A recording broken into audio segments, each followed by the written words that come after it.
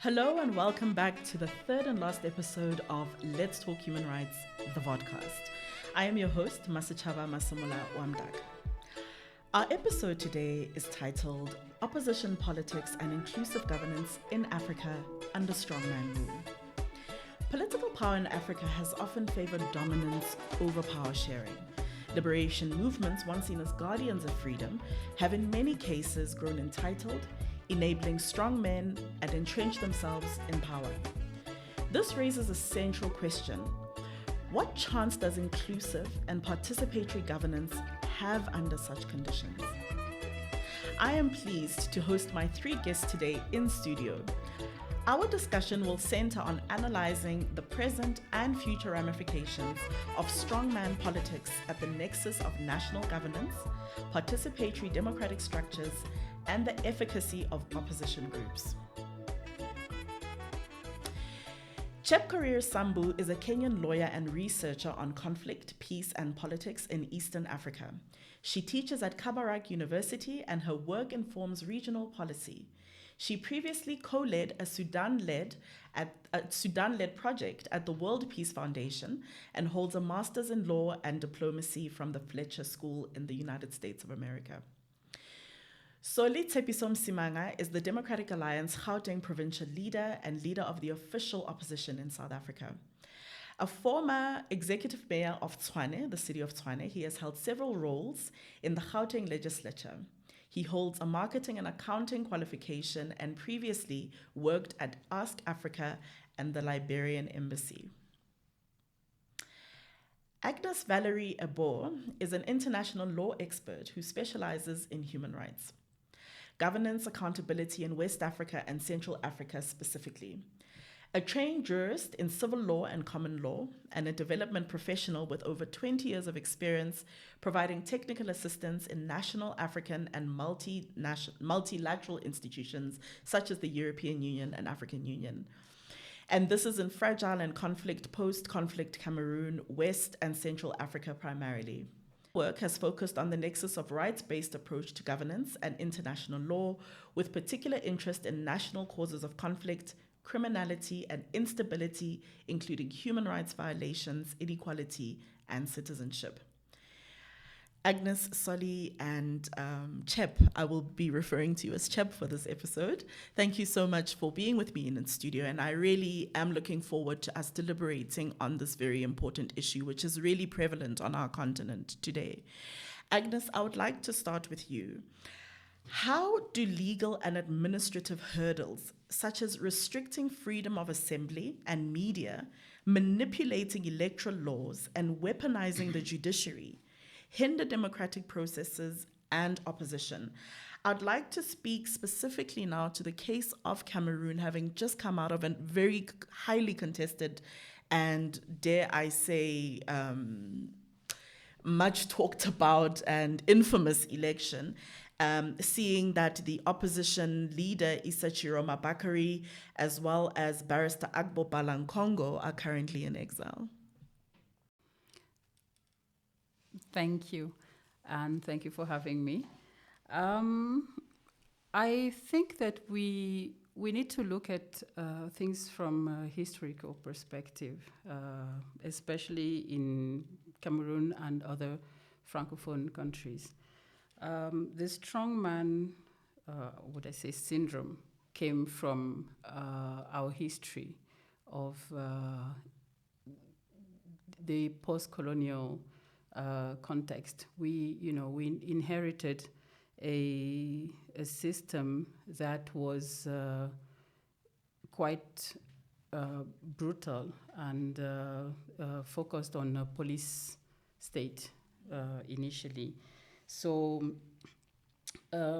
we had that system created a situation where we first inherited a one-party state for a long time. The immediate post-independence period was had a one-party system, and the leaders that were put in place in that period were put in place. I would say almost by the colonial powers in a way to perpetuate their governance. And in the 1990s,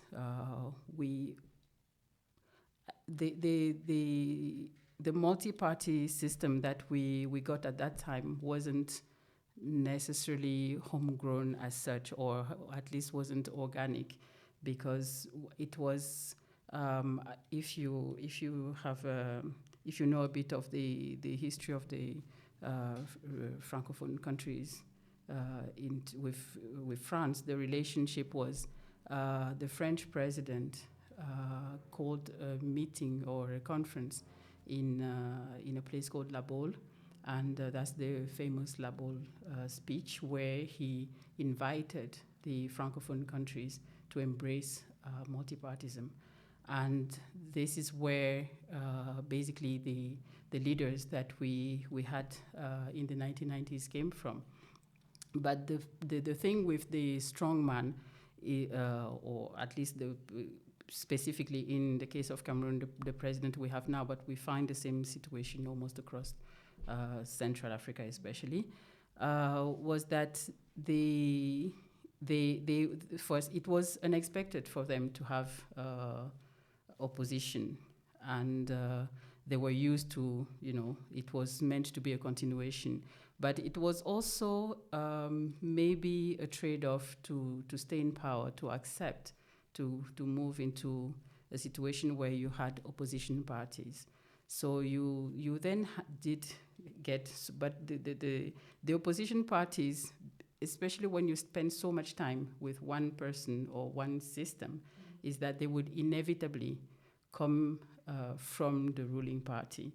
So, which is a bit the reason why you would have people feeling that even the people who call themselves opposition members are not necessarily opposition members. But the current system that we have in Cameroon understood that it had to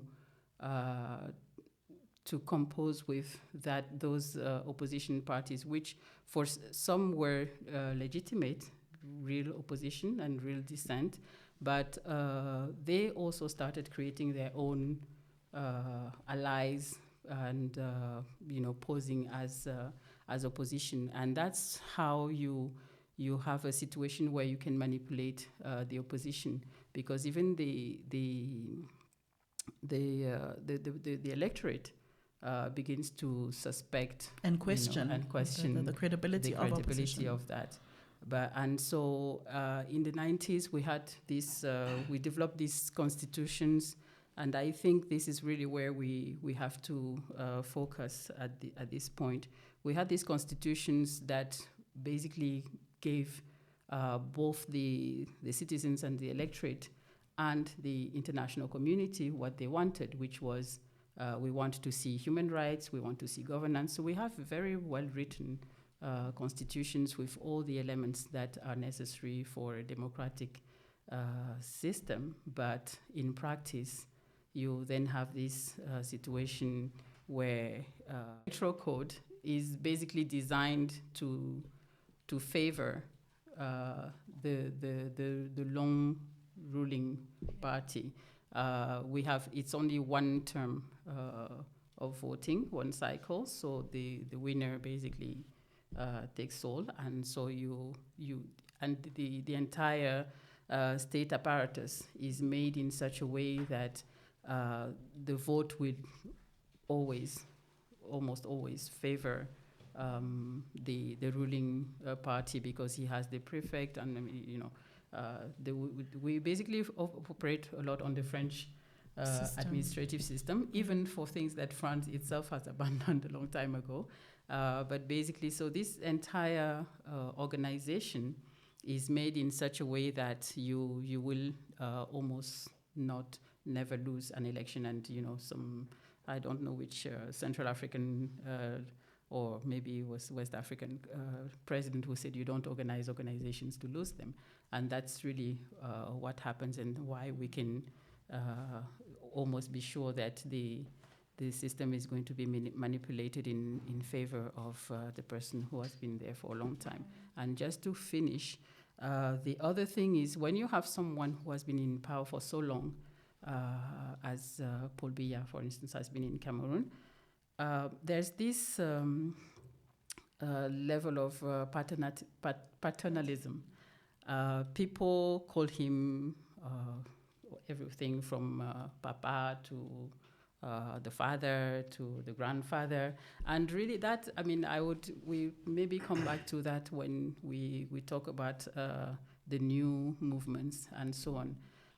But for older generations, it's quite difficult to distance themselves from becomes this very person. Sentimental. Exactly, and personal and emotional.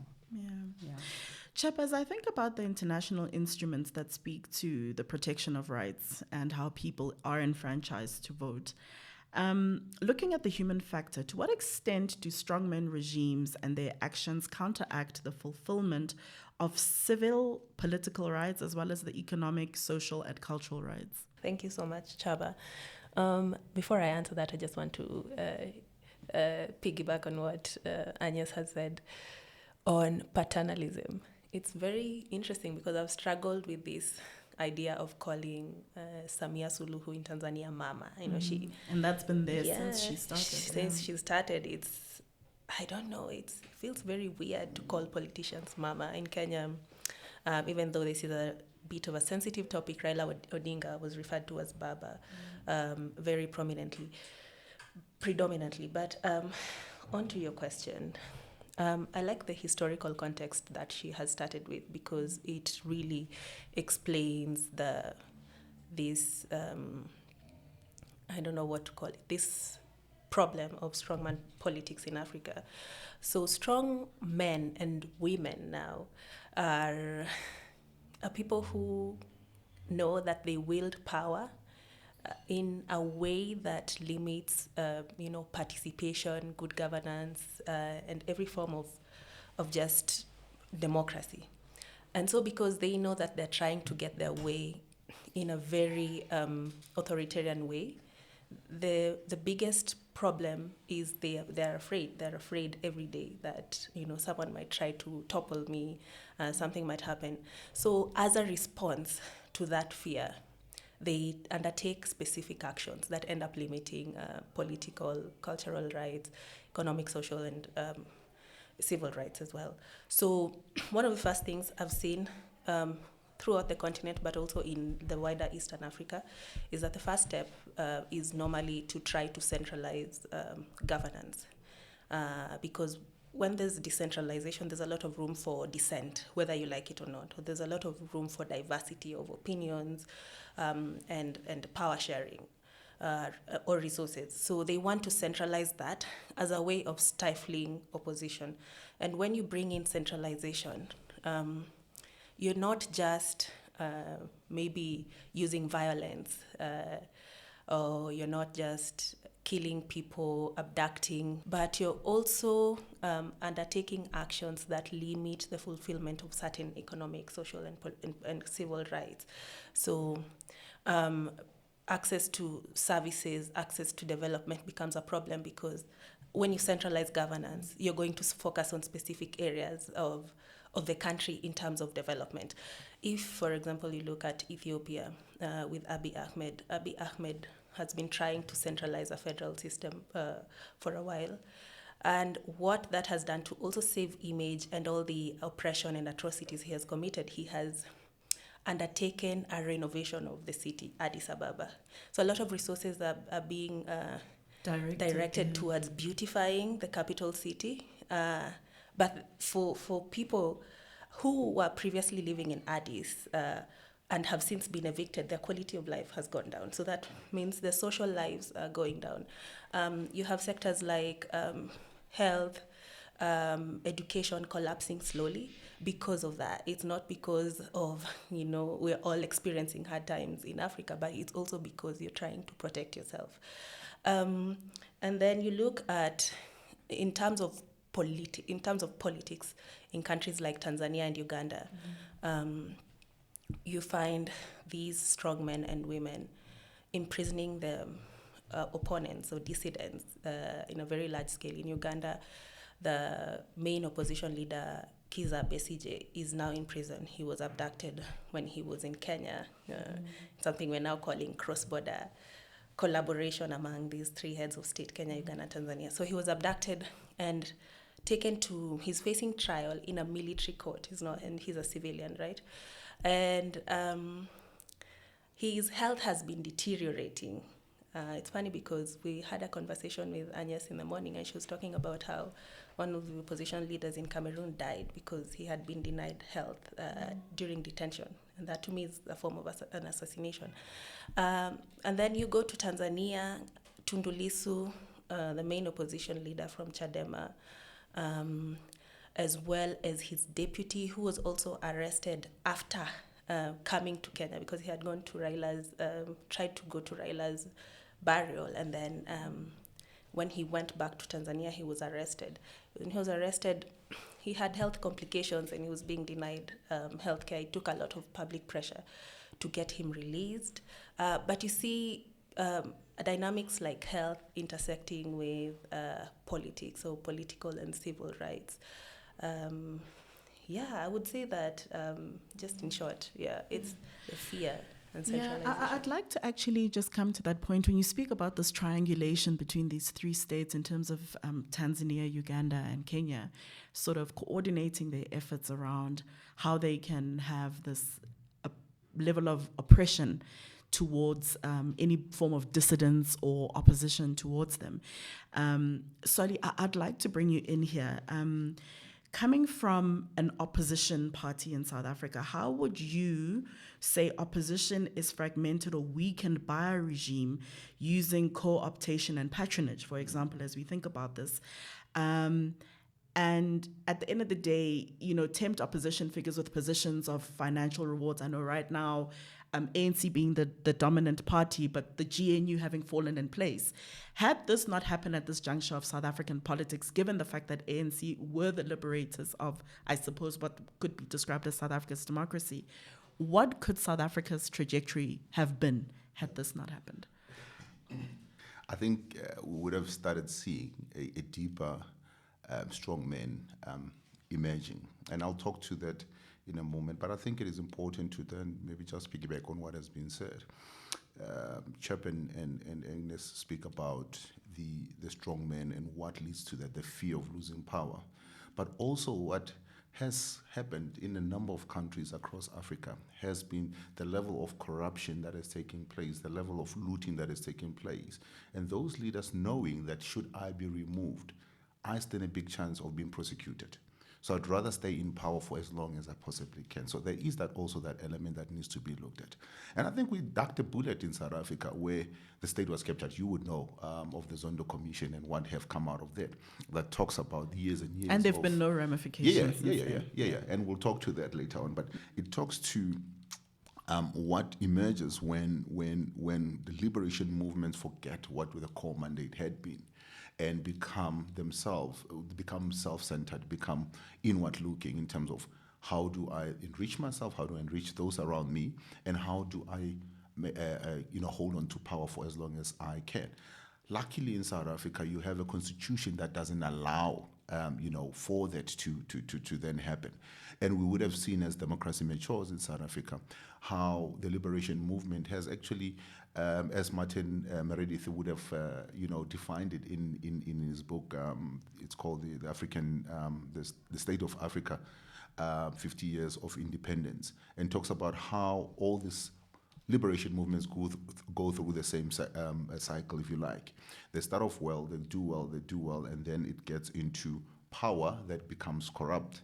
And then, it's then sort of fall apart, and then they become self-serving. They want to manipulate the constitution. They want to then, do things that benefit them instead of benefiting the people.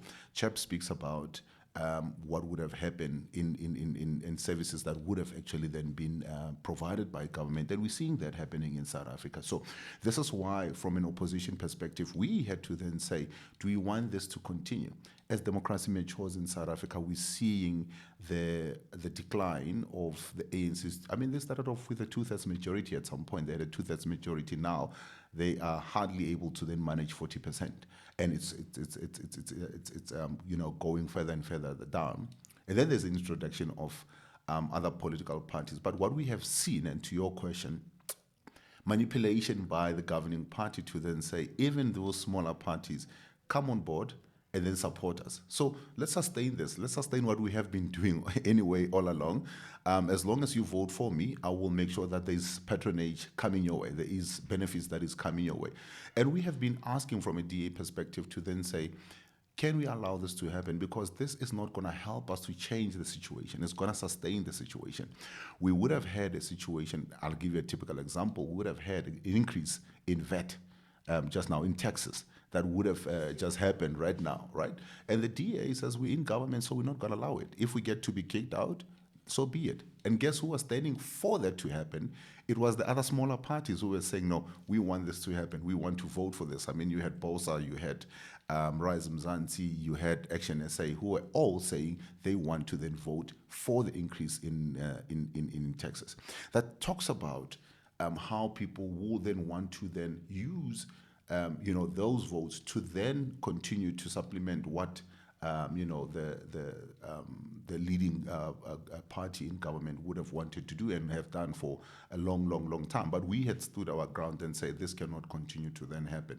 So you then begin to then see a change in government where you're saying you will hold that big party in government to account, even within government. And this is something that I think for me also starts to eliminate the strongman syndrome. Unfortunately, it's going to take some time before you can ultimately say that you will get rid of all the strong men across, because we would have seen... Because they protect each other also. They do. I mean, look at what is happening in Zimbabwe. Look at what is happening right now in quite a number of African countries where people can even fly into our country.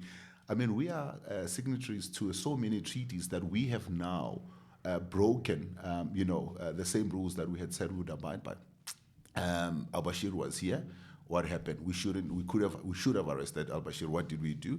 We allowed him to then get onto the plane, and actually then he had to leave South Africa. So many other examples that we can then give that talks to the continuation of the strongman syndrome. What has happened now in Tanzania? South Africa hasn't really said anything around that, and we call ourselves a leader in society. Well, what the ANC did do was congratulate the president, of course, given even in the circumstances that the elections were held under, which of course captured everybody's complaint. Yeah. But can you imagine? This is not a singular incident, or this is not a once-off. What has happened in Zimbabwe a number of times, where even under Robert Mugabe, when elections were manipulated, we congratulated, we signed off and say, free and fair elections when there were clear, symptoms of that not happening. I mean, the president from Botswana would have actually then come out very strongly and say, there's manipulation that is taking place in Zimbabwe. But we in South Africa said, no, nothing. Everything was hunky-dory. Even right now, when, people... there is movement towards a deep oppression of the Zimbabwean people, even by Mnangagwa. Nobody is actually then saying anything, and we wonder why you would then have an influx like what we're having in South Africa of people that are actually then running away from hardships in Zimbabwe, coming to South Africa, and yet you have the same government in South Africa now saying that you are not able to then provide services because you have a huge influx of illegal immigrants into South Africa. But while you're supposed to be doing something, using your diplomatic ties, using the SADC forum as an example to then deal with those issues, using the African Union to deal with those issues, they don't. They don't use that. They don't concentrate on that. They'd rather there's even no concentrate. political will. There you go.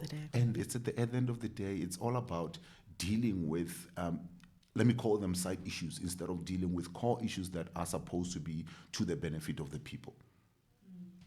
And one, can also think about the rise of what is now seen as the new wave of military juntas, which are happening in West Africa, and how they may also give rise to other strongman type environments within the continent, because at the end of the day, some of them are not answerable to anyone, and they do come in to change the constitution from time to time, which again is another danger which we're going into now in this new wave of rebellion, I suppose, against the status quo. Chep, I'd like to just speak about political violence, intimidation, and propaganda used by regimes to suppress dissent. Delegitimizing human rights defenders and increasing citizens' economic and social vulnerability for political control. Let's take the example again of Tanzania with the recent election and the ongoing human rights violations in Uganda, again in another lead up to a big election there. What has been happening, which is, deepening this crisis around lack of looking at the possibility of inclusive governance and suppressing opposition? Mm. Yeah, that's a heavy question. So, let me start by saying that elite politics is the biggest problem in Africa right now, in my opinion. I have written this on LinkedIn and other platforms and said that for a country like Kenya, that has been dealing with a lot of root causes stemming from historical injustices, tribalism, land injustices. We've always looked at these issues that these are the root causes of all our problems in Kenya. And if we can sort this out, then it's going to be easy to sort all the other things. And we've always seen political elites as instrumentalizing these root causes to their advantage. But now, my hypothesis or thesis right now is to say that political elites themselves are becoming the root causes to our problems. They have used our problems so much that they have actually become a big problem themselves.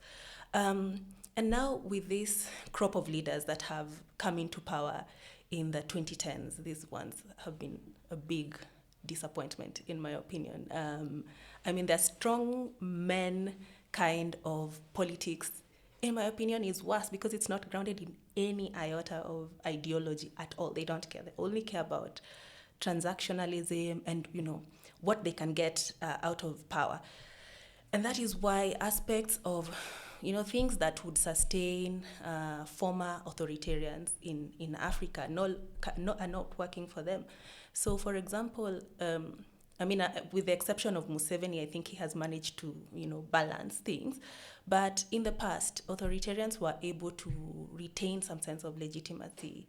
They had this sense of legitimacy at the end of the day. They were brutal, but they still had legitimacy.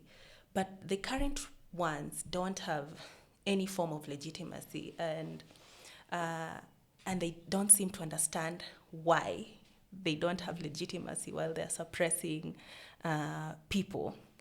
And so you find them lashing out at the public. I think I read yesterday that Samia was talking about, when people say we're using excessive violence, then what is minimum violence for us? What then is minimum violence? It's interesting because it feels like they think that by the fact that they control instruments of power, that should automatically translate to legitimacy, but you can't force people to love you. So when now you look at how they use these instruments to sustain their rule or to control the public, you hear different narratives in different countries. In Tanzania, the protests were happening for the first time since independence in mainland Tanganyika. This is the first time they're experiencing protests, and that is why people of that nature, yes, and on that level, yeah. Yes, and that is why people say if you really can get Tanzanians to get into the streets, then you must be a big problem. You're a big problem. Kenyans protest all the time. What would you say of the accusation, though, sorry to cut your word, but the accusation of the Tanzanian government that some of this is a third force coming from Kenya?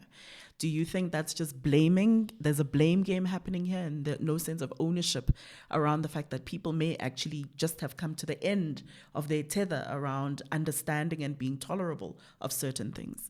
I'm glad you brought that up because you had talked about this cross-collaboration among these three countries. In 2024 and 2025, Kenya had protests. In 2024, protests happened for the first time at a massive level, and Kenyans occupied parliament, which is they went into parliament, parliamentarians ran away just after they had voted in the finance bill. And what happened then, because this was a shocking expression of anger towards the government, the president was so ashamed that people actually occupied parliament. And the first thing he did was say that there were foreign forces behind this. It's either paid activists or paid political opposition parties instrumentalizing the people, even blamed the Ford Foundation. So in Tanzania, when the protests happened for the first time, one of the first things Samia's government people alleged was that there's foreign interference, as they're still running with foreign interference as the main cause of the protests. But also blaming Kenyans because just a very slight history of what's happening currently in these three countries. Protests started in Kenya in 2024. And then later that year in 2024, Besigye came to Kenya for a book launch. And then he was abducted from Kenya and taken to Uganda. That caused a lot of anger among Kenyans because they were wondering why would we become... Kenyans have always thought that they're a safe haven for refugees and dissidents, even though had not necessarily been the case, but there was this perception.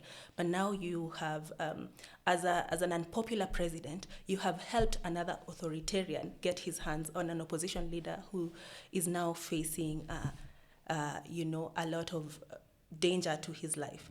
And then after that happened, Mama Samia, there's a Tanzanian activist who lives in Kenya. She's called Maria Sarungi Tsehai. I don't know if she's still in Kenya, but she was living in Kenya at least early this year. Now, early this year,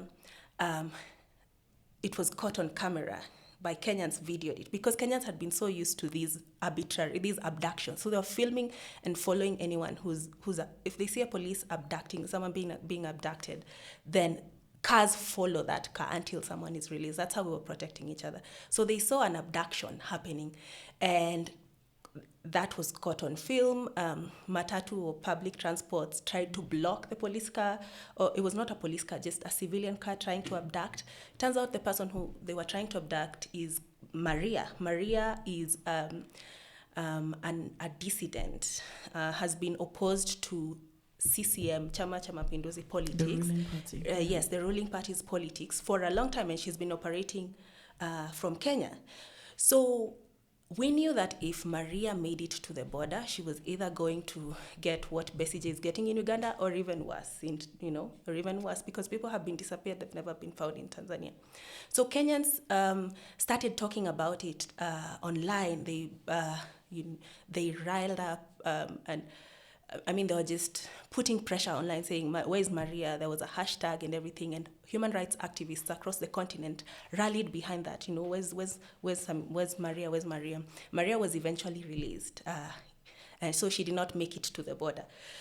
But now, come to mid-2024, protests happen in Kenya. But after protests happen in Kenya, Tundu Lissu is appearing in court. He's supposed to appear in court to face his treason charges. And then one of our opposition leaders, but also just someone who's in the human rights and civil society space, called Martha Karua, says she wants to go, and a few other Kenyans say they want to go to Tanzania to show solidarity with Tundu Lissu as he faces his treason charges. So they go with also with a few Ugandan activists. They all go to Tanzania. Some of them are not allowed to go past the airport. They're deported. Others who had made it without the government realizing they had are arrested. Are abducted and disappeared for a while. And so a human rights activist like Boniface Mwangi from Kenya and Agatha Atuhaire from Uganda are found days later at their border, Kenya-Tanzania border, Kenya-Uganda border. They have been deported by road and injured with them alleging that they had been sexually harassed. And then the narrative in Tanzania is that why were these human rights activists here? First of all, they say they're paid activists, but why were they here? They're coming to destroy the peace and stability of Tanzania, because Tanzania is a beacon of peace in East Africa. So they're saying they're coming to destroy the peace. Basically just planting the seed that these outsiders are the cause of our problems, and it's not us. But the problem with that is that, you can run away from your problems as much as possible, but when people are angry, and you're just postponing the problem by alleging that people do not have agency when they come to the streets and explain their disappointment with government. You're just running away from the real problem, which means that you're barely even managing it. It's going to these people are still going to be a problem because they're not being heard. You're denying them. Agnes, I saw you agreeing. Do you want to speak to the recent protests also that happened post the elections? In Cameroon? In Cameroon. Yeah, it's quite interesting because I was nodding first at the two issues of interstate solidarity, because I think at least in the government of Cameroon is very wary of its image outside, and probably more than what we as citizens within Cameroon think. So, on social media, you have this sort of competition between the pro-government or pro-CPDM and the pro-opposition people because the government has always published these congratulation letters from different government. And it's always such a big debate whether a government from another country congratulates the president on his re-election, and also whether the non-African countries, the EU, France, the UK, and so on, everybody pays attention to what they say. And it's almost like a sort of silly game, because you can see everybody analyzes every word and they say, but they didn't say congratulations on your re-election. They said congratulations on your inauguration and so on and so forth. But it really also just shows that again the big man syndrome is very strong. And the solidarity among the different countries is still there, because you can see in Cameroon, for instance, the first countries that congratulated Paul Biya were the neighboring countries in Central Africa, so Gabon, Equatorial Guinea, I'm not sure Congo did, but and then the same thing happens in other countries. We had quite a few elections this year, and it's really just you can see how all these people, and because we also have a lot of old leaders at the moment across the continent. So the argument initially was that they've been in power for so long, but then it became their age. But now age is no longer a problem because they're all quite old, but so I think we have reached a point where really the issue is the rights, and how leaders actually meet the needs of the people, and that's why we head into protest. In Cameroon, it was a bit, the difficulty with protests in Cameroon is that we've never had a unified movement as such. Because you have, whatever the reasons are, but the ruling party still has supporters.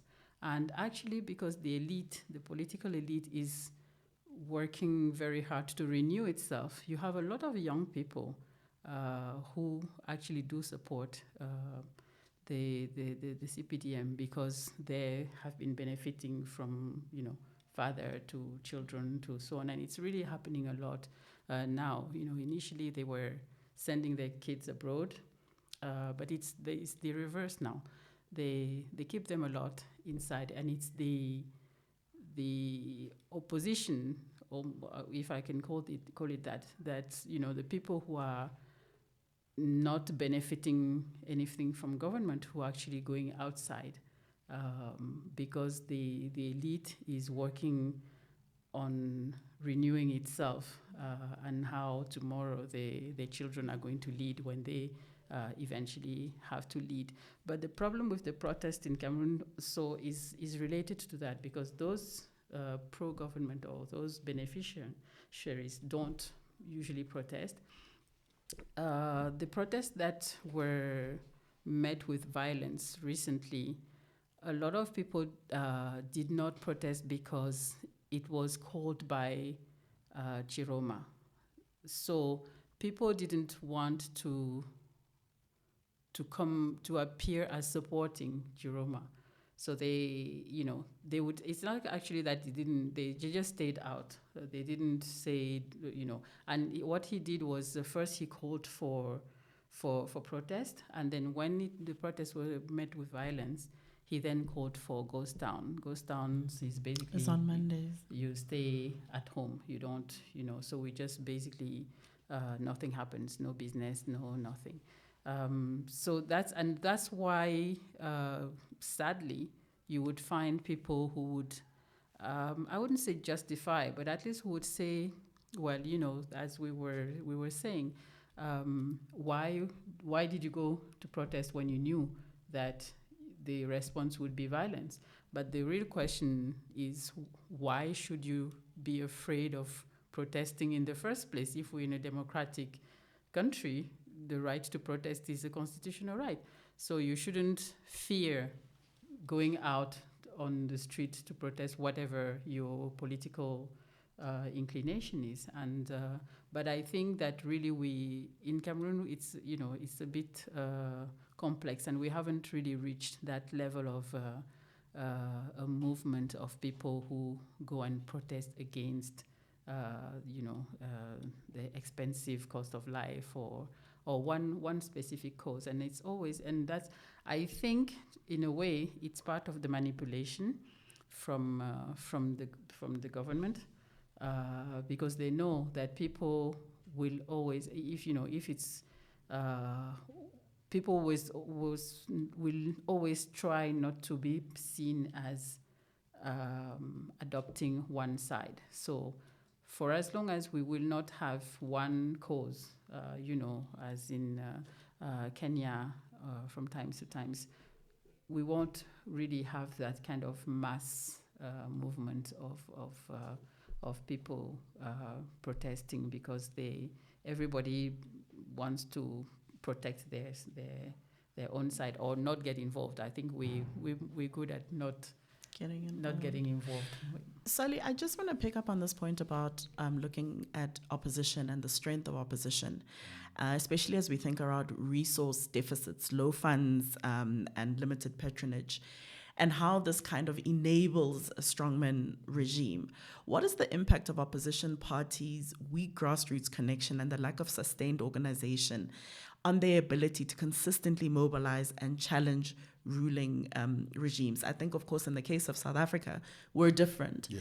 But why has the South African case been so different and a success? And I suppose with this recent GNU as well, how we're seeing more of a collaborative, inclusive stance on seeing how governance can involve everybody, without weakening opposition. Yeah.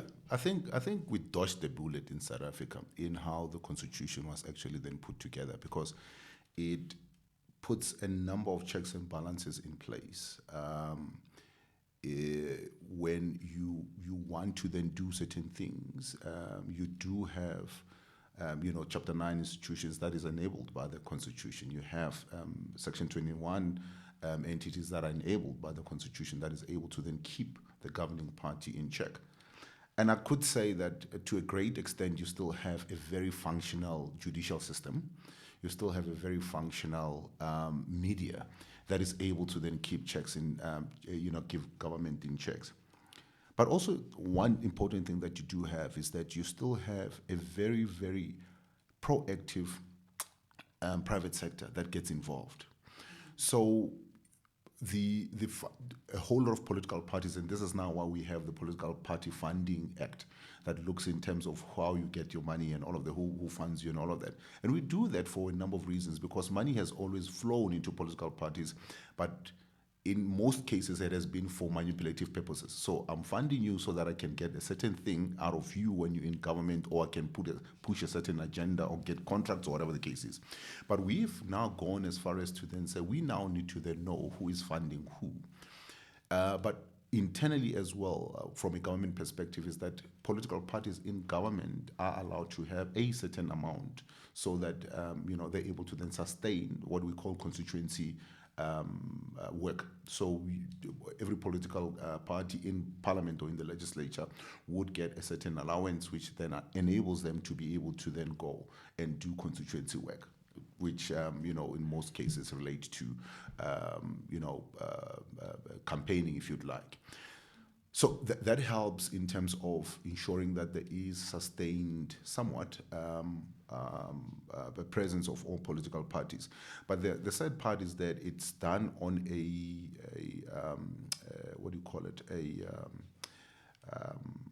there's a percentage that you get according to the votes that you have gotten, or the percentage from the IEC that will allow you to get whatever amount that you would get from the pool that you would then would be allocated. Obviously, still means that your bigger parties will be the stronger beneficiaries of that, and the smaller parties will, will be less effective in that regard. But the thing is, Masechaba, you now need to then appreciate the fact that in a South African constitution, you have the ability to go and private fund. To go look for private funding or donations or donors, and then be able to then build from there. Whereas in most of these other countries, that will be prohibited, where you would even find that those that might want to get funding for political activities, whether it's protests, whether it is communication, you'll find that those then get to be targeted by the strongman.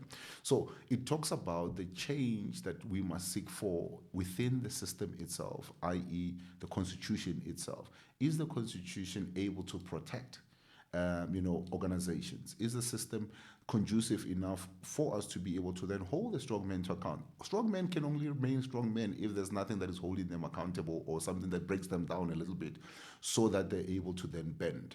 If they're able to then do away with constitution, and I've heard shocking stories of how people can wake up and then decide they don't like something in the constitution and then they change it.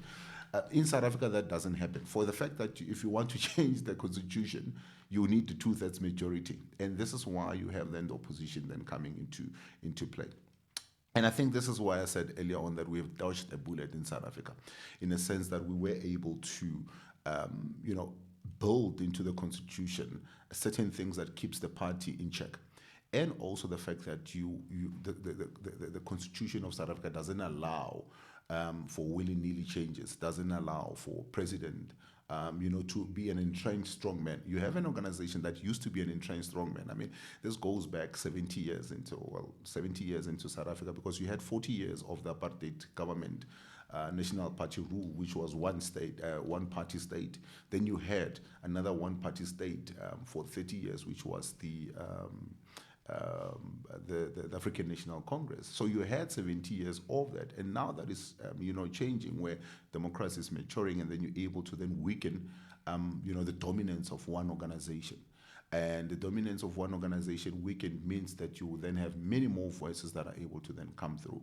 But that sometimes has its own challenges, because when you have too many, then you have too weakened opposition. So you have, in South Africa, we have more than 200 political parties. Sometimes some of them contest at the local level, sometimes contest at the regional level, or what I would call provincial level. Sometimes they contest at the national level. But the fragmented opposition, which then sometimes even gives the governing party that edge, to then, come on tops time and time again. But I think this is something that when you look in terms of what is happening in other African countries, that we can then start saying what are the lessons from South Africa that can be learned is to build stronger institutions that are able to then keep the strong men in check. Two is to then have a proactive private sector that is also getting involved so that they're able to then, strengthen the opposition. And also to keep and to have institutions that are able to then keep those that are in government in check, because the patronage is not just, something that a president can talk about. It also goes down into what the departments themselves are able to then do. We've seen in South Africa that emerging, which we've dealt with, where what we used to call the EPWP, the Expanded Public Works Program, where people who are, coming from poor backgrounds will be given government jobs just because, they belong to a particular party. And then when election time comes, those same people will be going out there and campaigning for that particular party. So these are things that you now see. You're able to then write to the public protector from a South African perspective. We're able to then write to the public protector. We're able to then get these things investigated by a number of institutions like your Auditor General to then say, how are these things done? And you're able to then claw back some of the power so that you don't have government resources and systems being manipulated for the benefit of a political party. I want to actually just stick on that, Soli, as you speak about the power of Chapter 9 institutions, which are really there to protect constitutionalism and democracy in a country. Chep, if you think about when it comes to strengthening multi-partyism against state repression and manipulation, Soli's also just touched on things like the expanded public works program that is here in South Africa, which enables young people. And of course, we all know that they are mostly in the demographic of being in numbers. How can multi-partyism strengthen the opposition against state repression? And what are the tactics used by strongman regimes to silence or fragment and weaken opposition? I mean, if one also thinks of the case of Uganda, what they tried to do there around trying to co-opt young people. Yeah. Mm-hmm. Multipartyism is important in checking strongmen, generally speaking. But also, multipartyism, I think, works differently in different countries depending on their own historical experiences. I like the point he talked about when the many opposition parties, then they end up weakening their opposition and enabling strongman politics. That happened for a long time in Kenya. When we adopted multipartyism in the 90s, Daniel Arap Moi won 2 elections in 1992 at multipartyism and 1997, still during multipartyism, because of just the weaknesses of opposition. They were there, but they were fragmented. But if you talk about opposition parties in a country like Tanzania, the Chama cha Mapinduzi ruling party still enjoys a lot of legitimacy among the people. So in the years before the elections, maybe 2-3 years before the elections, I used to listen to Twitter spaces organized by Tanzanians discussing the state of democracy in Tanzania. And they were mostly disappointed in CCM rather than rallying support for opposition parties, because to them CCM is this party that's founded on very strong ideological foundations that they subscribe to still. So that means that even though opposition parties are slowly trying to become strong in Tanzania, it will still take a long time, because people still find legitimacy in the founding political party. And their problem is that, why are you not living up to what we expect you to live up to? If you go to Uganda, Museveni has used different ways of stifling multipartyism. So it's there. Multipartyism is there on paper. But that's the one thing they pride themselves on. Things Yes. are there in paper. Yeah, That's how they justify things. And even the African Union is happy to say, you can hold elections, fine. There's multipartyism, there's democracy. So in that sense, they're just living up to the procedures, and those procedures are still flawed. They're just a perception of, look, we have opposition parties, and you will find an opposition leader on the ballot. But whether or not that person wins is another issue. When you come to Kenya, multipartyism has a very complex and interesting as well as problematic dynamic, because we've had opposition parties, many opposition parties. In Kenya, we don't even have these, the Liberation Party, KANU, no longer exists. You know, we have so many parties that come and go with the same people, founding this party tomorrow, they're founding another party. So multipartyism is there. But for us, which is why I say elites are a big problem, for them, we need to somehow be part of sharing the national cake. So I'm forming an opposition party to ensure that when elections are held, they're going to be rigged by both sides. Both sides are going to rig the election. It's just a game of who rigs better, because tribalism is a big factor in also determining who wins. So it's just a game of numbers as well, and rigging. But after if I'm rigged out, I will contest. I will go to the courts and everything. And if the courts uphold the election results, that's fine. The courts can uphold the election results. We will respect it. But as a political party, I have a very big constituency of people. So I'm going to create trouble for you anyway. And it's until you come, sit at the table, and decide on a government of national unity in a way, will I stop. But if we don't come to sit at the table, we will hold protests. Every Tuesday, we will be holding protests until you as a president, because Kenya is like almost split in half, you know. So co-optation becomes a thing in Kenya. Now, what this means is that, and what I've learned across Africa, which might explain the protests, is that elites are looking out for their interests so much that no one now represents the opposition. No one is there to cater to your interests.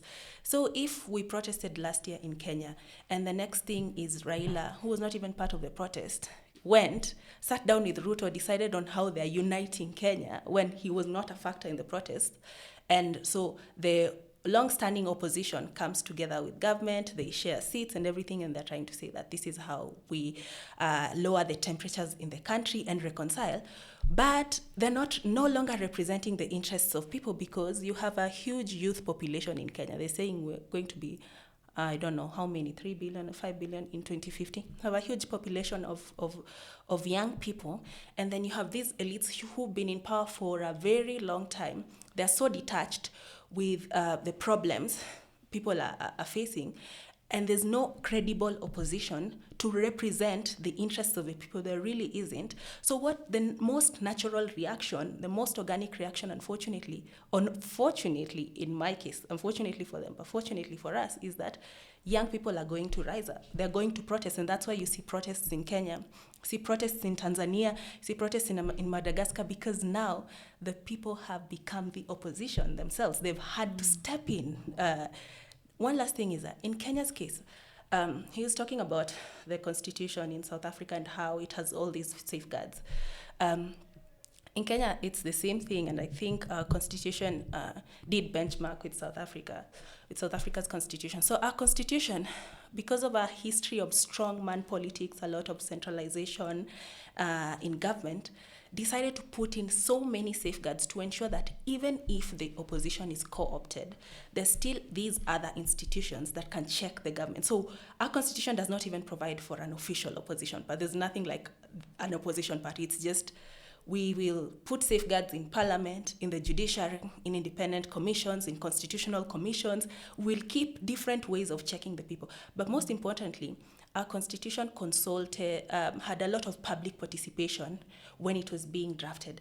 And so what you have now is people who are so invested in protecting this new constitution that came in 2010, because they feel like they own it. They own that constitution. They've stopped an attempt to change that constitution in 2020 by the president, then Uhuru Kenyatta and Raila. The people stopped it together with the judiciary. So people are now, even as they protest, they keep saying, we're protesting because we need to protect the constitution. And the constitution says that we, the people of of Kenya are the ones with the ultimate sovereign power and not representatives. So it's very important to just realize that the evolution of opposition politics now in Africa is that the people are becoming the opposition themselves rather than traditional political parties. Do you want to say something to that, Yeah, Soli? I think that's where we now need to be getting people to move towards. Look, I mean, one of the greatest challenges that I find in most African countries is that we allow for strong men to be legitimized. What do I mean by that? The people who can stand up and take power back into their own hands sit back until these things have really, really fallen apart, or things, people have really entrenched themselves, and then afterwards, we then go up and say, oh, well, we cannot do anything. We sit back, and then, those that are trying to speak don't get the protection. I like what you said earlier on, to then say the people themselves have decided to take the matters into their own hands. I'm not talking about violent protests, but I'm talking about then saying when government wants to do something, embarrass the government, go out, speak about it, protect those that are speaking against wrongdoing, and not sitting back and say, oh, well, we're scared of this one, we're scared of that one. Because if you do that, you actually then are entrenching the strongman syndrome. But also, I think it is important, as I said earlier on, Masechaba, that the private sector needs to then get involved. It cannot be that you would have business continuing to operate as normal in an abnormal environment. Business must themselves come on board and say, when those that are trying to get change, to take place, are doing something, what are we as business going to do about it? Right? We must get involved. It cannot be that, oh, well, we're caring about our rents and cents, because ultimately when the country bends, everybody is going to be the loser at the end of it. You might have invested in a multi-billion dollar plant somewhere, but when the people say enough is enough and start banning everything, unfortunately, you will be caught in the crossfire. But if you are able then, if you're getting involved and doing something and contributing in a positive way towards enforcing that change, and actually then it's trying to assist those that are trying to then get change going, I think you'll go a long way. But from a South African perspective, Masechaba, this is why we then also said that those parties that had broken away from the governing party initially, I mean, you can think about it. MK is a product of the ANC. EFF is a product of the ANC. If we were to then sit back and say, oh, well, let them form government, we would have actually then legitimized the continuation of what has been wrong for a very, very long time within government. But what we've done is that we then said, let's come into government. And all these things that we said we wanted to then see happening, we are able to then start pushing for the reforms. I mean, go and look at what we have now done from a finance perspective. Now, South Africa is off the grey list. Internationally, because of what we had said. We the said credit ratings. Yeah, let's not just work around borrowing just to give money away, but let's look at how we borrow to then bring back some investment into the infrastructure and all of that. Then you start bringing in the reforms, and I'm making this as just but one of the examples, but I'm saying those that are wanting to get into power, as you were saying, should not do so that it's just an issue of getting into, because there's elections that are going to be rigged and I want to be part of the eating group, therefore I will just do this. But if you then say, I'm going to be part of government, but not for the sake of just being in government for its own sake, but I'm going to be in government so that I can also begin to then bring in the reform from within government itself. And I think that's where I find most this missing. And I mean, I've had part of the FNF is that we've also had engagements with other, call it liberal thinking political parties, or those that are focused in a manner that we have been focusing from a South African perspective, at least from my own political party. And I found it very interesting that even those that we thought that are in the same wavelength as us, in Zimbabwe as an example, once they got into government, they tend to forget. They fall into that, oh, well, we are now part of the elite. I'm now driving around in a Lexus. I'm now driving around in a Land Cruiser. Hey, let's forget about this struggle, which then legitimizes that which you said in the initial stages that you needed to deal with. And I think this is where we now need to then ensure that we hold not only those that are in government to account, but also those that can actually then come into government and have an influence. We also hold them to account. What is it that you said you will do if you're part of a coalition, as an example? If you're becoming part of a coalition, what is it that you intend on doing that government has failed to do? Are you able to then communicate that? As I said, we, from a DA perspective, as an example, we said we wanted to introduce, a better expenditure or, a reform in terms of how government, budgets. That is beginning to then show and is beginning to yield some fruits. We're pushing now for infrastructure development and maintenance, which is now the president has made an announcement to then say there's money now that's now coming, and it's coming purely towards ensuring that we are sustaining infrastructure in South Africa. You're talking about our ports, you're talking about our rail, you're talking about the water, electricity infrastructure. That is, those are examples that we have been raising.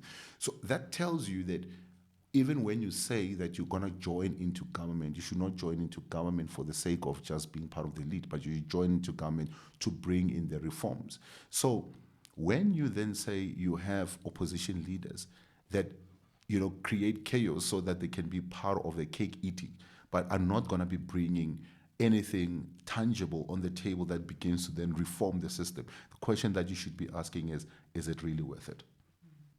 Yeah. I think you've partly answered the sort of coming to bring this conversation to a close, Solly, as you think about considering opposition's weakness stemming from a lack of resources and support and the lack of inclusive governance, which is a significant driver of instability, and how coups can also come about. Agnes, I'd like to start with you. What role must be strengthened in democracy in terms of inclusion, and how can it play a role in creating resilient political party systems that effectively resist strongman rule? In conclusion, please. Well, I think I like the conversation about the Constitution. Where we are in many, at least like I said in the beginning, we don't have the owned constitution that they have in Kenya. And we also don't have a strong business sector. That's really a problem, because if you take most, let me say, Francophone countries, we have these constitutions that were basically drafted by elites, academics, and they were basically just copied and pasted almost from the French Constitution. And so what we have is what Chep is describing, which is basically an elite that is playing sort of musical chairs.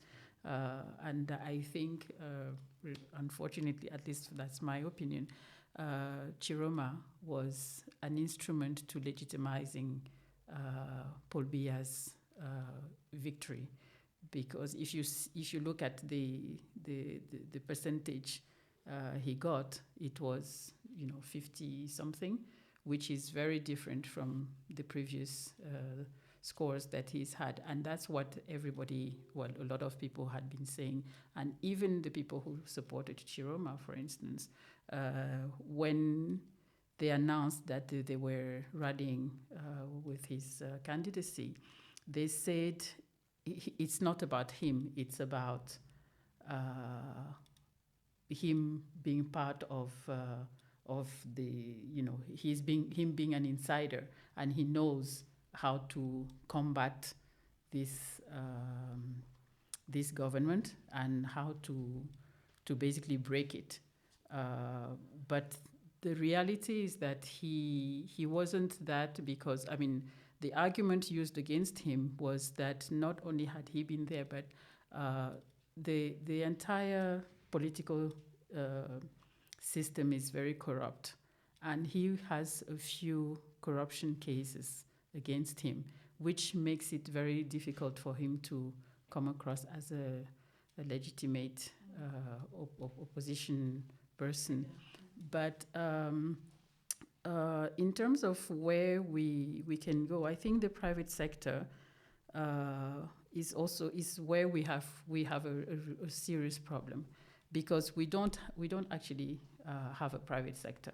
What we have is, and that's why we don't have checks or balances, because the business sector is basically what people do is, when they want to strengthen or maintain their business, they run for as MPs, or so that they MPs cannot be, or are almost untouchable.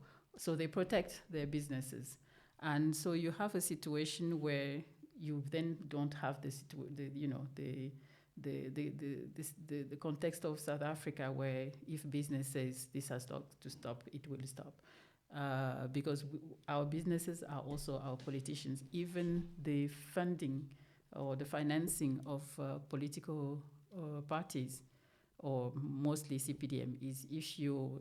It's really a very tight system, from the lowest public servant to the ministers. Everybody has to contribute to the party. That's how it's funded.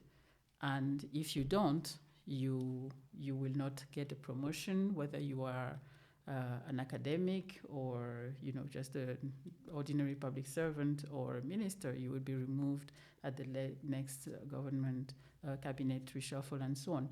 And so I think we really in this very vicious circle of how do we get out of this situation. And I don't necessarily have the answer, but I think, I'm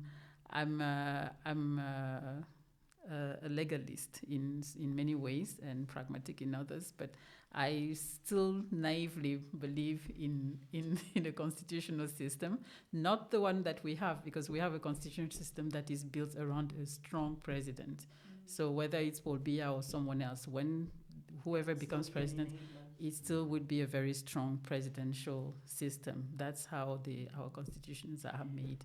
And I think we need to get to a point where we have constitutions that are people's constitutions, and that owned by the people. Unfortunately, just to finish, what we the rise of coups in a way is people tend to support coups because of the lack of realization of the constitutional rights, more than opposing a president or a person, whoever is in power.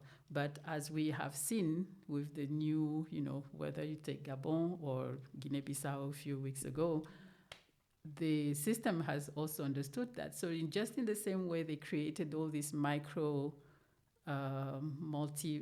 opposition parties that are not really opposition to maintain themselves. I think what the next the new step is now for the military or for the ruling party actually to create their own coups, which are not really coups, but it's you maintaining the same people in power. So it's not coups as we knew young military officers who had enough and were able to separate themselves from the politicians were leading coups. Now we have insiders who are close to government who are also leading coups, and that's a very pessimistic way of ending things, but I think that we really have to keep in mind that the system always fights for its maintenance. And Chep, what would you say around what in East Africa, specifically looking at these three countries very briefly, creating resilient political systems that effectively resist strongman rule? Yeah.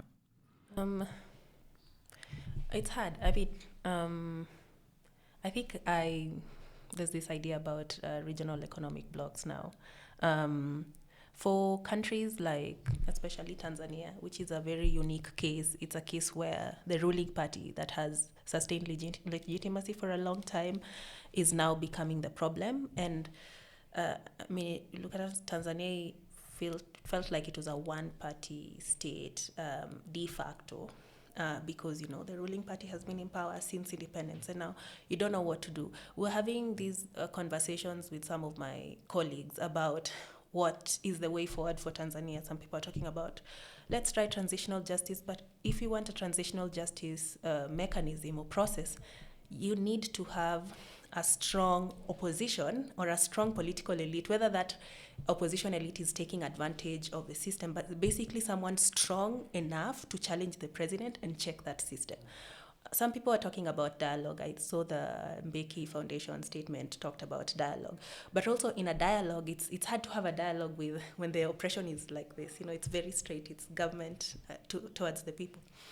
And so I was of the opinion that it's very important for regional economic blocs or the African Union, whether that is the East African Community, which is very weak in this case in trying to stem the problem of strongman politics in East Africa, or SADC, to come and now put the pressure on these strong men, because they are the only ones who have that kind of enough power to put pressure on them, but also enough leverage. But they hide behind the idea of sovereignty. They do, yes, that is the problem. They hide behind the idea of sovereignty. But I think that there are cases where sovereignty has been bypassed successfully.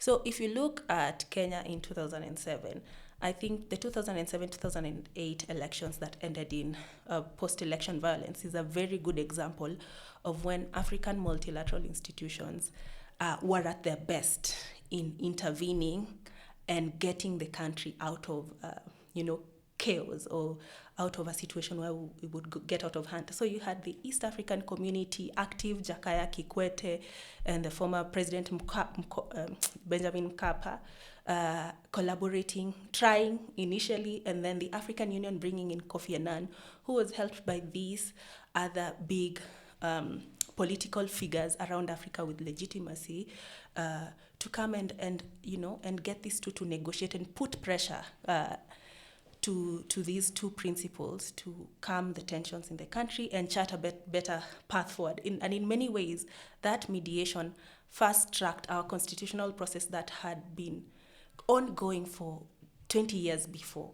So I think that regional economic blocs hold a lot of leverage, and they can play that role. They can push and bypass sovereignty. I mean, the reason why we transitioned from the OAU, I know the AU is a regional organization, a wider regional organization, but the reason we transitioned from the OAU to the AU, one of it was to challenge this idea of traditional sovereignty, because this traditional sovereignty had facilitated or had overseen the Rwandan genocide happening before our eyes. And that's why the African Union came up with Article 4 on cases of intervention and bypassing sovereignty. So it's important. I was telling Agnes today in the morning, when I was flying yesterday, I was reading a book about Mbeki, who I worked with a bit.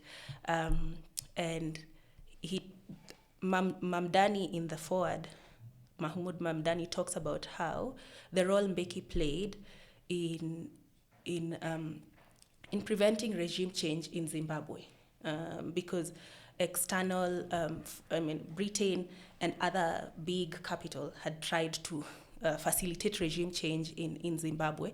And he talks about how Mbeki, with SADC, took on the process of preventing this by trying to put pressure on Mugabe and bringing these two, conflicting figures within Zimbabwe too. So I think there is a way. We just don't want to take, heads of state just don't want to take that way fast, but there is a way. And Samia is feeling the pressure right now because of that. Ian Khama, the former president of Botswana, said he doesn't recognize Samia. It's creating a problem for her. A lot of pressure. SADC acknowledging that the elections had a lot of malpractices. The African Union itself doing that is putting a lot of pressure on Samia. And I think that if that is sustained, something good might come out of it. Although you, Chip. that's only against Samia, because for others, nobody has really contested or made any statements against them. But I also just listening to her, it just makes me think of situations where the strong man isn't always bad as well, because in those years, you had Obasanjo in Nigeria, who had a very strong cloud over the AU and in the ECOWAS.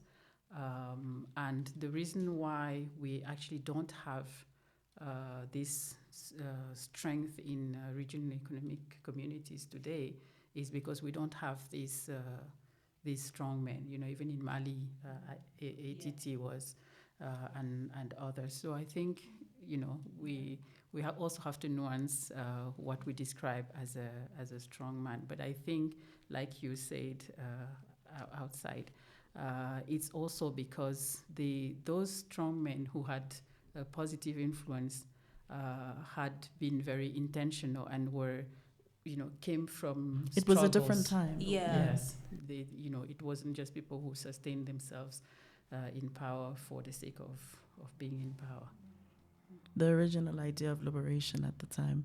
And Sally, your concluding remarks, please, on that point.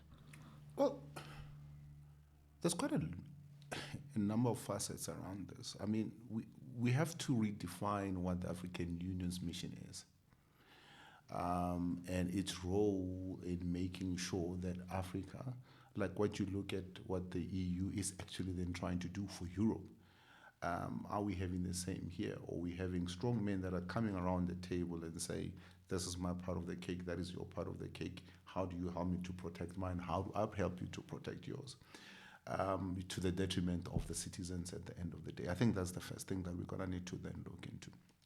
As I said, we're also going to need to look in terms of what is the private sector doing. And private sector is not limited to South Africa.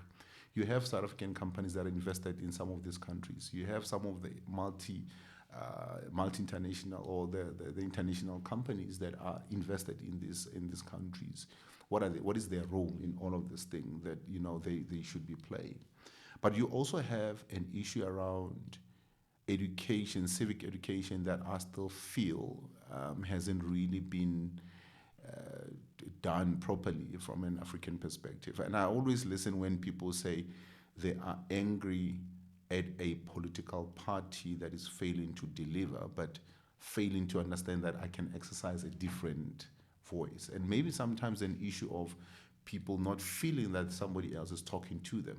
Maybe it's an issue of the introduction, and by design, the introduction of smaller, fragmented parts of what will ultimately lead to the bigger party sustaining itself through all these other smaller parties. We've seen that in South Africa, the breakaways that do come up, and then once the vote are tallied up, they still come back and then support the bigger party. So what is then the role of the civic society in making sure that people are very much educated around these kind of things, and then be able to ensure that people are empowered to make the right decisions going forward.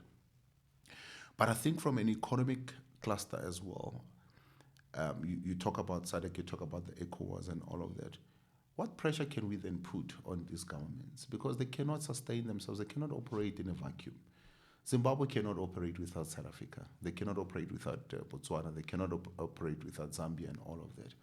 If those that are in the surrounding or in the immediate vicinity then decide that, we are, as much as the whole international community can put pressure on you, but from a regional perspective, we'll also put pressure on you. Because if you don't do that, it also destabilizes the whole region. It doesn't destabilize only the country, it destabilizes the whole region. So it's in our interest to then look into this thing and say, how do we then work together to stop the strong men, to build stronger institutions in all different countries, and to use the platforms. How can we use SADC, as I said? How do you use the AU to look at what is their mission?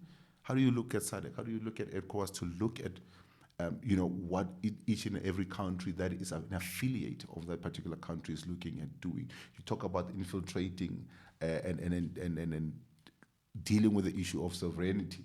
I think if you are saying you are part of this regional institution, surely there is an element of you accounting through your systems to that particular body to then say, if you are going to be part of this body, these are some of the things that you're going to need to then deal with. And unfortunately, we've allowed countries to then get away. How do you have somebody that have massive number of people being killed in their own country and come around the table and sit and say, we're coming to talk about sustainability and peace in our in the region, while in their own country they're doing that? So that for me is things that we must, as African Union, as different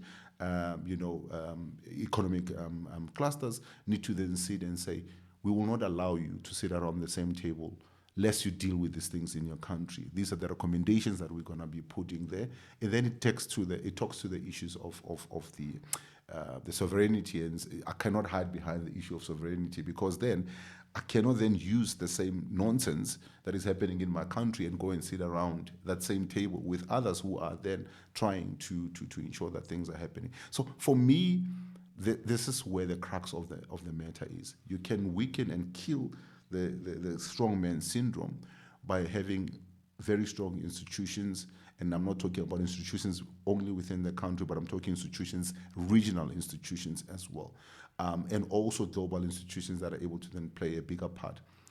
Truth of the matter is that other international institutions will only get involved when the host country or when the countries where the agenda comes from will have something to benefit from. I mean, the US will get involved when the US has got something to benefit from the host or from the troubled country, right?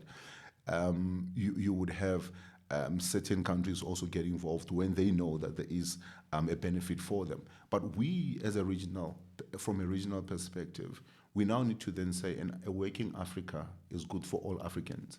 So if we understand that and we work towards that, we will then say, hey, ECOWAS, what are you doing in terms of looking at all the constitutions and the implementation of what is contained in the constitutions of each and every of your member state? SADC, what are you doing, to look into that? the AU in general, don't just have meetings where we come up in suits and then sit around the table and achieve nothing. Come up and say, what is it that Africa looks like at this point in time? What are the challenges? What can we do to then address them? And be able to have uncomfortable conversations. Kagame, Paul said it very nicely to say, I'm not going to recognize, it didn't recognize Mugabe as well at some point. Says, I'm not going to recognize Mugabe. Mugabe cannot come and sit around the table with me in the SADC meeting while people are being abducted, leaders of opposition are disappearing, and elections are being rigged.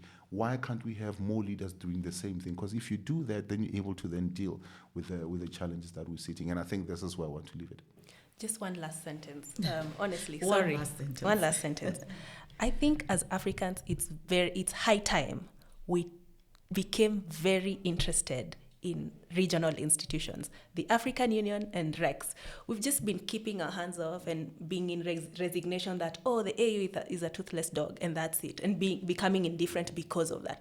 But we are either paying a lot of, why are they existing in the first place? I've seen Africans now taking an interest in these regional institutions, which is a sign of hope, by saying, how can the African Union congratulate Mama Samia and send condolences in the same messages?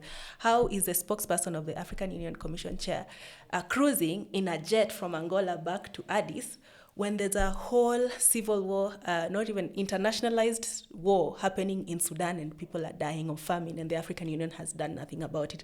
So it's really high time that we took our membership as the people in these regional institutions very seriously and start checking them. Because as Agnes has said, the benevolent, strong men of the past that you could rely on to settle conflicts if things got out of hand, from Meles to Obasanjo to Mbeki, all over Africa, are no longer there. So we have to step up. Yeah. Definitely have to be the champions of the cause for now. Agnes, Chep, and Soli, thank you so much for weighing in on this very important topic. And I think recognizing the fact that this is important taking democracy into the future. And whenever people start to speak about the different definitions of democracy, what do we see that in our own countries, but also how you have quite explicitly said in this conversation, how do you carry it forward? And how do people get more involved and more engaged to actually hold governments to account? Because inclusive governance is definitely the way to go. Maybe not so much whether they're in government, but having that voice of opposition, being there and vocal and being representative of the people, because at the end of the day, it really is about the citizenry. So for that, I think this conversation is one that has to continue. It definitely is not thwarted. So it's quite good that we speak about these country examples from the point of recognizing the fact that strongman regimes need to be called out, and the fact that opposition needs to up its voice, but of course knowing its challenges as well. How can they be enabled to also allow for better engagement and as you talk about reform, Sally, as well, for the better good of the citizenry. A quote by Grindle in 2007 with Akemoglu and Robinson in 2012. They concur that governance means more than just government.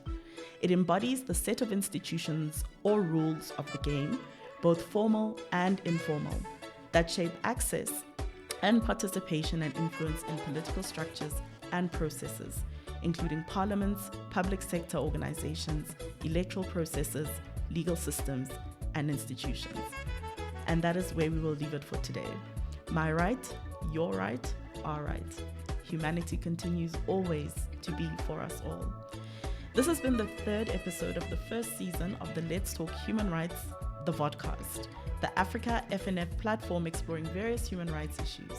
If you're interested in any of our activities, please check us out on Instagram, Facebook, and X. Simply check for FNF Africa. It's goodbye from us in 2025.